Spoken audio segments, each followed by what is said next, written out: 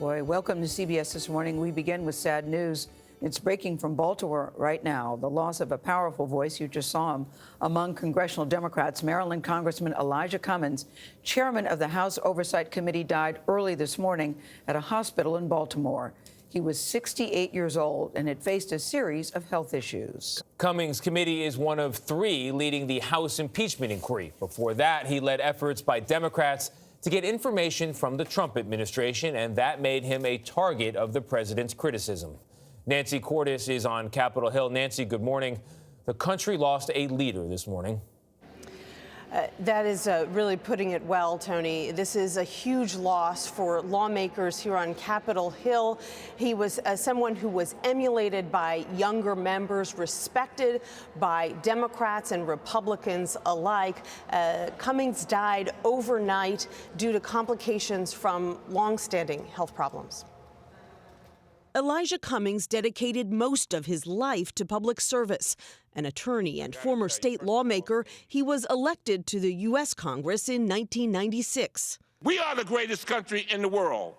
We are the ones that can go anywhere in the world and save people. The Baltimore native and son of sharecroppers quickly became one of the most powerful orators in the Democratic Party. It is so painful. I can't even begin to tell you.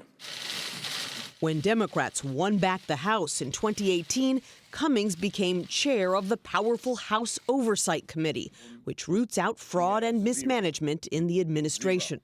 The child is sitting in their own feces, can't take a shower. Come on, man. What's that about? It's a job reserved for those who won't back down from a fight.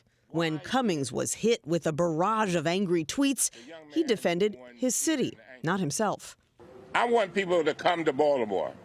We are a great city. We really are. We really are. I do not have time for people who want to trash our city.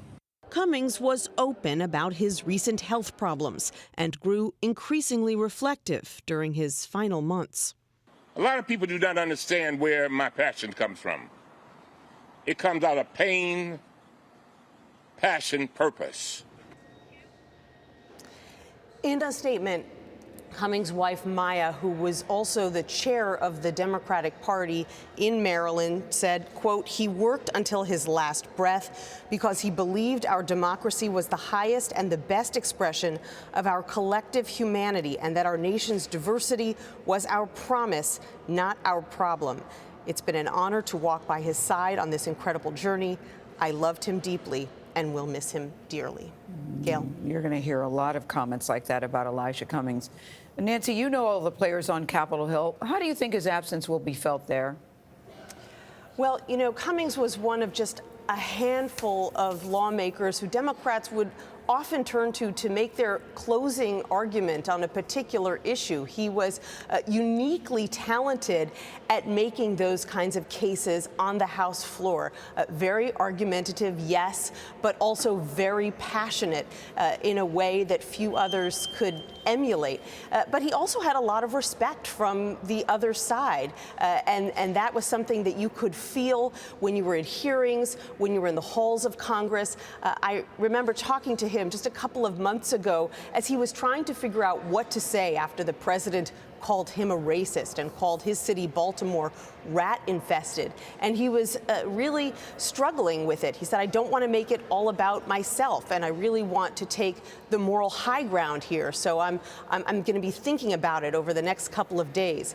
He was very frank with reporters, and that's something I'm going to miss and something I'm sure a lot of people around here are going to miss. I think so, too. Pain, passion, purpose. Thank you, Nancy. You know, we still don't know exactly what the medical condition was, but he had just released a statement from the hospital saying, "My doctors anticipate I will be returning to Washington, D.C. when the House comes back into session."